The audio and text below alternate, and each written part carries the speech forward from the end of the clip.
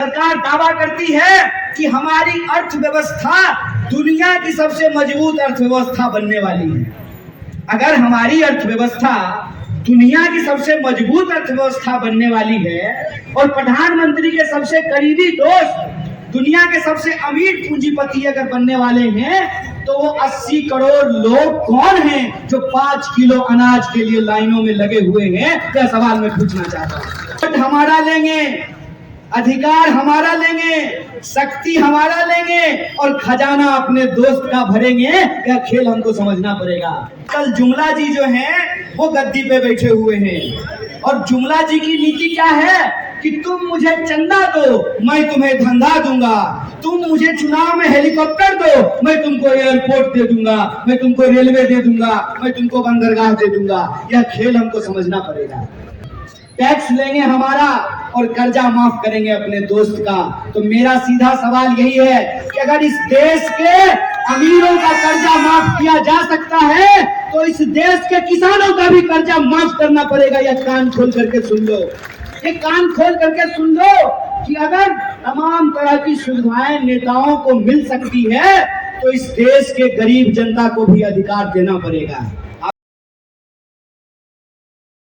साथियों, यह जो हमारे देश और समाज की स्थिति है, इसमें आज लोकतंत्र के महत्व को हमको समझना बहुत जरूरी है। हमको समझना बहुत जरूरी है कि 5 साल में अपने जनप्रतिनिधियों को दोबारा चुनने का अधिकार हमको क्यों दिया गया है। हमको ये समझने की जरूरत है कि जो आजादी हमको 15 अगस्त 1947 को मिली थी, वो आजादी कोई भीख नहीं था, वो आजादी कोई लीज नहीं था। इस देश के लोगों ने, किसानों ने, मजदूरों ने, महिलाओं ने अपनी जान गंवा करके ये आजादी हमको दिलाई है।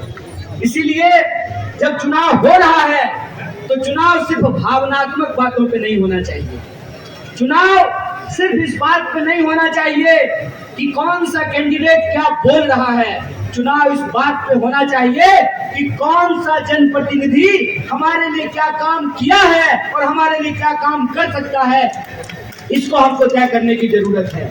इसीलिए आज जब राजस्थान में चुनाव हो रहा है, तो कुछ खास बातों पे हमको ध्यान देने की जरूरत है। और आप सब लोगों से मैं जानना चाहता हूँ, आप बता दीजिए कि मुख्यमंत्री अशोक गहलोत ने राजस्थान के आम लोगों के लिए काम किया है कि नहीं किया है?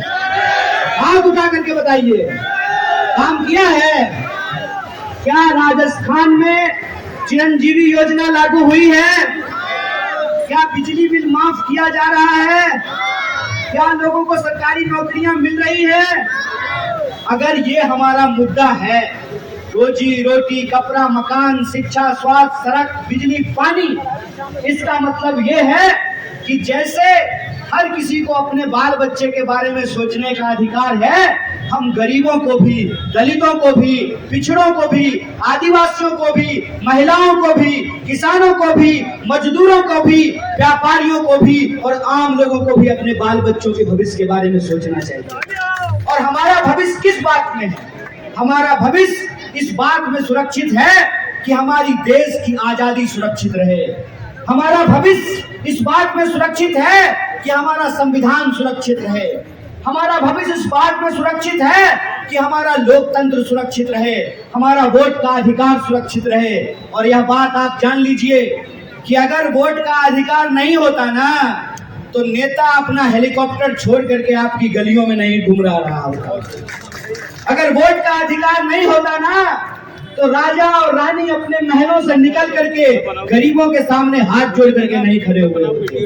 यह जो वोट की ताकत है, इस वोट की ताकत को हमको समझना पड़ेगा। हमको समझना पड़ेगा कि जो अधिकार हमको मिले हैं वो भीख में नहीं मिले हैं, संघर्षों से हमको वो अधिकार मिला है। मैं आपको याद दिलाना चाहता हूँ, 2 अप्रैल 2018 को पूरे देश में एक आंदोलन हुआ था कि नहीं हुआ था? राजस्थान में भी आंदोलन हुआ था। वो आंदोलन क्यों हुआ था? कि देश जब आजाद हुआ, संविधान बना, तो जो जातीय हिंसा होती थी इस देश के शोषित वर्ग के ऊपर, शोषित समाज के ऊपर, उनको अधिकारों को सुरक्षित करने के लिए कानून बनाया गया जिसको SC ST एक्ट कहते हैं। या जो SC/ST एट्रोसिटी एक्ट है, उनको एट्रोसिटी से कैसे बचाया जाए, कैसे उनको प्रिवेंट किया जाए, उस एक्ट को खत्म करने की कोशिश की गई। और जब उसको खत्म करने की कोशिश की गई तो लोग जिनको उनसे सुरक्षा मिलती है वो तमाम लोग सड़कों पे उतरे, और जब वो सड़कों पे उतरे तो उनके ऊपर लाठियां चलाई गई, गोलियां चलाई गई, झूठे मुकदमे किए गए, उनको जेलों में बंद किया गया। सरकार दावा करती है कि हमारी अर्थव्यवस्था दुनिया की सबसे मजबूत अर्थव्यवस्था बनने वाली है। अगर हमारी अर्थव्यवस्था दुनिया की सबसे मजबूत अर्थव्यवस्था बनने वाली है और प्रधानमंत्री के सबसे करीबी दोस्त दुनिया के सबसे अमीर पूंजीपति अगर बनने वाले हैं, तो वो 80 करोड़ लोग कौन हैं जो 5 किलो अनाज के लिए लाइनों में लगे हुए हैं? यह सवाल मैं पूछना चाहता हूं। यह खेल हमको समझना पड़ेगा कि इस देश के भीतर जो 1% लोग हैं, 100 में से 1, उनके पास 99% संपत्ति है। मतलब वोट हमारा लेंगे, अधिकार हमारा लेंगे, शक्ति हमारा लेंगे और खजाना अपने दोस्त का भरेंगे। यह खेल हमको समझना पड़ेगा। सुभाष चंद्र बोस आजादी के आंदोलन के दौरान बोले थे कि तुम मुझे खून दो, मैं तुम्हें आजादी दूंगा। ये नेताजी सुभाष चंद्र बोस का कथन है। आजकल जुमला जी जो हैं वो गद्दी पे बैठे हुए हैं, और जुमला जी की नीति क्या है कि तुम मुझे चंदा दो, मैं तुम्हें धंधा दूंगा, तुम मुझे चुनाव में हेलीकॉप्टर दो, मैं तुमको एयरपोर्ट दे दूंगा, मैं तुमको रेलवे दे दूंगा, मैं तुमको बंदरगाह दे दूंगा। यह खेल हमको समझना पड़ेगा। यह खेल हमको समझना पड़ेगा कि हम सब लोग टैक्स देते हैं। ऐसा नहीं है कि सिर्फ अमीर टैक्स देते हैं, गरीब भी टैक्स देता है। हम भी जब जूता खरीदते हैं, छाता खरीदते हैं, शर्ट खरीदते हैं, पैंट खरीदते हैं, गाड़ी खरीदते हैं, कलम खरीदते हैं, नमक खरीदते हैं, तेल खरीदते हैं, तो हम भी टैक्स देते हैं। टैक्स लेंगे हमारा और कर्जा माफ करेंगे अपने दोस्त का। तो मेरा सीधा सवाल यही है कि अगर इस देश के अमीरों का कर्जा माफ किया जा सकता है तो इस देश के किसानों का भी कर्जा माफ करना पड़ेगा। यह कान खोल करके सुन लो, ये कान खोल करके सुन लो कि अगर तमाम तरह की सुविधाएं नेताओं को मिल सकती है तो इस देश के गरीब जनता को भी अधिकार देना पड़ेगा। हमको यह समझना चाहिए। लेकिन इस जय के पीछे खेल क्या चल रहा है? खेल ये है कि रैलियों में आकर के कहेंगे भारत माता की जय, लेते हैं भारत माता का नाम और करते हैं अदानी भैया का काम।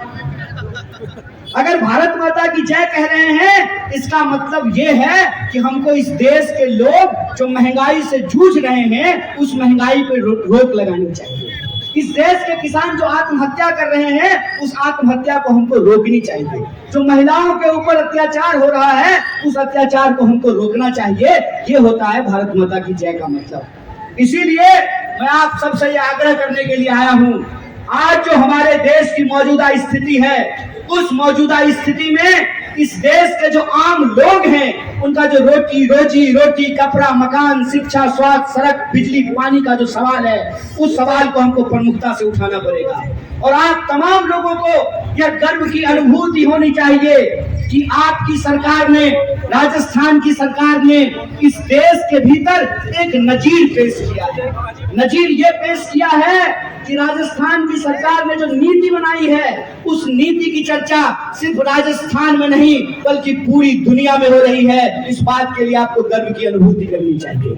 और हमारी गारंटी का असर देखिए कि अब विपक्षी पार्टी भी गारंटी ले रही है। जिस पार्टी के पास ना कोई चेहरा है, ना कोई नीति है, ना कोई नियत है, वो पार्टी भी गारंटी ले रही है। और गारंटी कौन ले रहे हैं? देश के प्रधानमंत्री। देश के प्रधानमंत्री ने कहा है कि हम गारंटी लेते हैं कि आपको 450 में सिलेंडर देंगे। अरे साहब, देंगे क्यों? आप तो देश के प्रधानमंत्री हैं। आप क्यों 25 तारीख का इंतजार कर रहे हैं? आप तो 21 तारीख से ही देना शुरू कर दीजिए। आप तो देश के प्रधानमंत्री हैं। अगर आपकी गारंटी है तो मैं आपसे कुछ सवाल पूछना चाहता हूं कि आपने ही गारंटी लिया था कि सारे भ्रष्टाचारियों को जेल में डाल करके सबके खाते में 15-15 लाख रुपया पहुंचाएंगे। तो मैं आपसे पूछना चाहता हूं, आपके खाते में 15 लाख रुपया आ गया ना? नहीं आया ना ना ना ना। आप लोग प्रधानमंत्री के बारे में गलत बोल रहे हैं। प्रधानमंत्री ने कहा है सबके खाते में 15 लाख रुपया आएगा, आया होगा ना?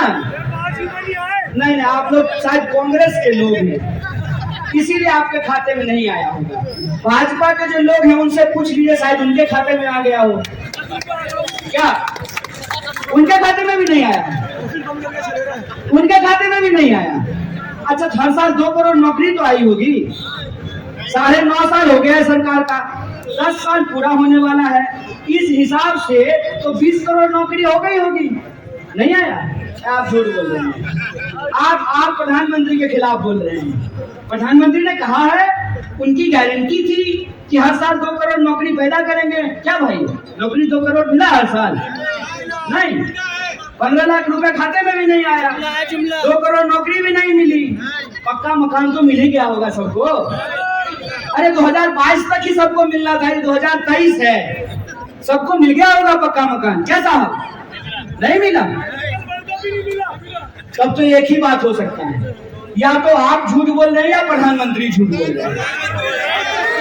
प्रधानमंत्री झूठ बोल रहे हैं। एक बात बताइए, झूठा को झूठा नहीं कहेंगे तो सच्चा कहेंगे, चोर को चोर नहीं कहेंगे तो क्या ईमानदार कहेंगे, बेईमान को बेईमान नहीं कहेंगे तो क्या कहेंगे? उनको क्या लगता है, चोर को चोर कहेंगे, झूठा को झूठा कहेंगे, बेईमान को बेईमान कहेंगे तो वो ईडी भेज देंगे। भेज दीजिए ना, ईडी भेज दीजिए, सीडी भेज दीजिए, सीबीआई भेज दीजिए। जो लोग ईमानदारी और सच्चाई की ताकत पे खड़े हैं उनको किसी से भी नहीं डराया जा सकता है, किसी से भी उनको धमकाया नहीं जा सकता। इस बात को याद रखिएगा। राजस्थान आकर के कह रहे हैं कि हमारी गारंटी है। अरे मैं आप लोगों को याद दिला देना चाहता हूँ, माता जी आप यहाँ खड़ी हैं, हिंदू संस्कृति में जब शादी ब्याह होता है तो अग्नि का 7 फेरा लेकर के 7 वचन देते हैं, नहीं देते हैं? तो मोदी जी का भी ब्याह हुआ है, अग्नि का फेरा वो भी लिए होंगे, 7 वचन वो भी दिए होंगे, निभाए क्या? मोदी की ही गारंटी थी ना। बोलिए, अग्नि को साक्षी मान करके धार्मिक रीति रिवाज के हिसाब से, हिंदू संस्कृति के हिसाब से उन्होंने एक महिला को 7 जन्म तक 7 वचन निभाने का वादा किया था। पूरा किया क्या? जो महिला अभी तक चलनी लेकर के करवा चौथ का इंतजार कर रही है, जब उसका वादा पूरा नहीं हुआ तो आपका वादा पूरा होगा। ये बात याद रखिएगा। अगर भाजपा होती, अगर आरएसएस होता, अगर वो 5 वादा करते ना, इवन वसुंधरा जी होती, अगर वो 5 वादा करती ना तो कम से कम 1 वादा जरूर पूरा कर देती। ये प्रधानमंत्री का गारंटी है। अगर वो गारंटी ले रहे हैं तो इस बात की पक्की गारंटी है कि वो पूरा नहीं होने वाला है। इस बात को याद रखिएगा।